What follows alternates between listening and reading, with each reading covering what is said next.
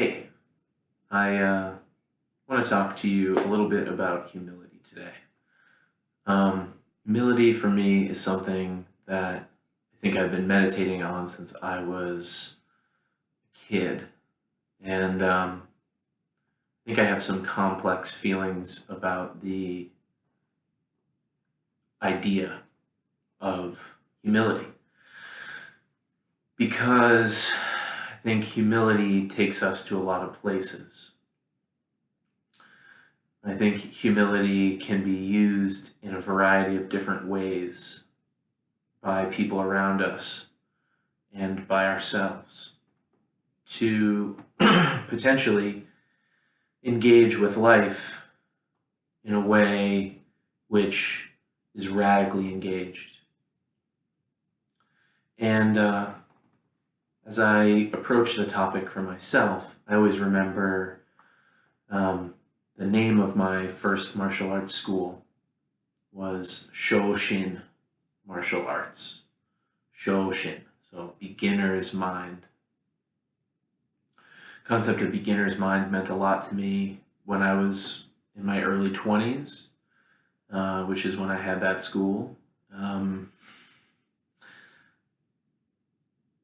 It is a concept for me that is about always being able to appreciate that I have something to learn in this moment.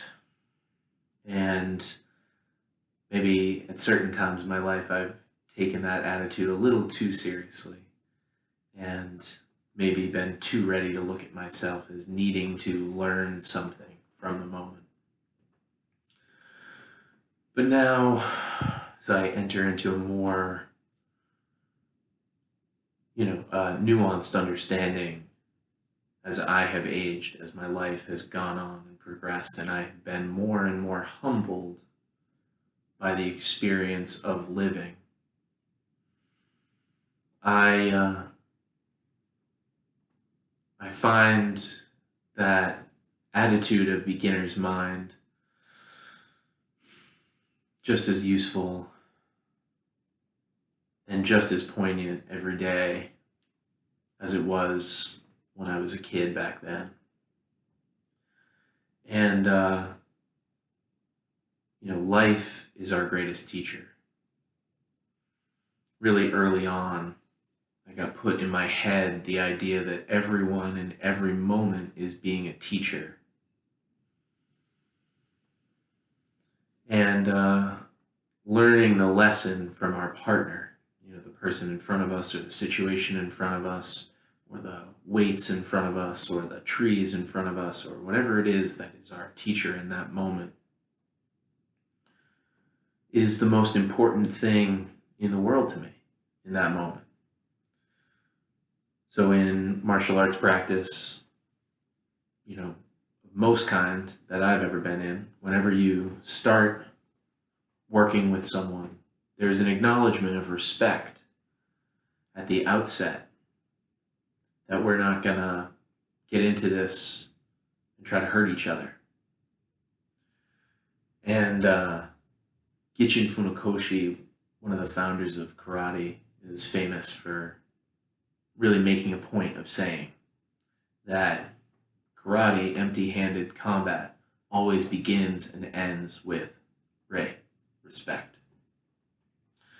And that idea of respect and humility have to go hand in hand. It's easy to respect and acknowledge life as a teacher in some ways because there's no ego behind it.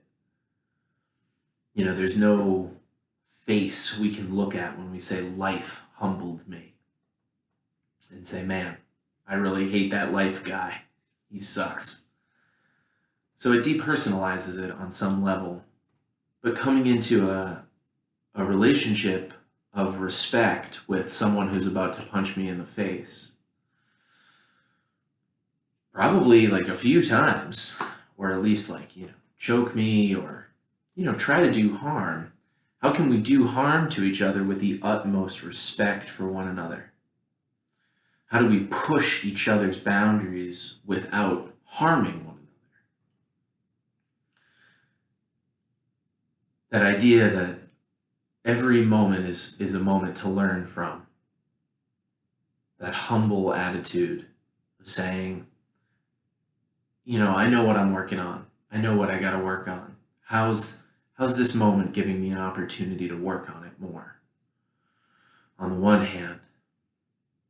And how can I respect this moment, this person, this interaction as trying to, from a place of respect, engage with me in an act of active learning. Respecting one another, saying, from the active learning, we both improve. Which is to say, here's this. Okay. Here's that. Okay. Here's this. Okay. Here's that. Okay. Yes, and, right? Maybe in improv circles might be what that's called. Where I can take what you give me and say, yeah, and also this. And in that moment, in that way of playing with each other, the playing is very pleasurable. It's pleasurable to both people because it's not about annihilation of self or other. It's about the exaltation of self and other. I love myself, and I have love in the form of respect for you enough to engage with you in a way which, we're just going to use the word respectfully. So what does that mean? The setting usually determines what is respectful. So that's where etiquette comes in handy, right? So we learn etiquette as humans because it helps us be respectful when we don't necessarily know that we weren't being respectful beforehand, right? It saves us from ourselves in certain instances. And as we grow, as we get humbled more and more and more, boom, boom, boom, boom, as life kind of gives us the drum beat of life. How many heartbeats, how many drum beats do I get? How many more are coming my way? Can I be grateful? Can I be respectful of each breath I get left, each breath in each other person? And hold with this idea that I can learn something new today by seeing something old like it's still the most important thing. So whenever that means I'm going to practice with somebody, usually ask them, what are the basics you do? What are the most important things in your mind that make up your practice? And people usually have very specific responses about the most important things for them in the way that they perform their tasks. And I find that asking anybody that who has practiced for any length of time will elicit the most wisdom, the most joy from the practitioner, the thing that they cut wood, carry water about, day in, day out. What's the thing I do that makes this an art? The basics. We're all just trying to master the basics. And so, in this way of trying to just master the basics, respect, humility, learning, transformation, right? As we learn, we have to transform ourselves into what we just learned. The act of learning is not an act of holding the knowledge. The act of learning is an act of letting go of who you were before you knew this new thing. because that person didn't know this. As I learn more, I change. As I learn more, I become humbled by the learning.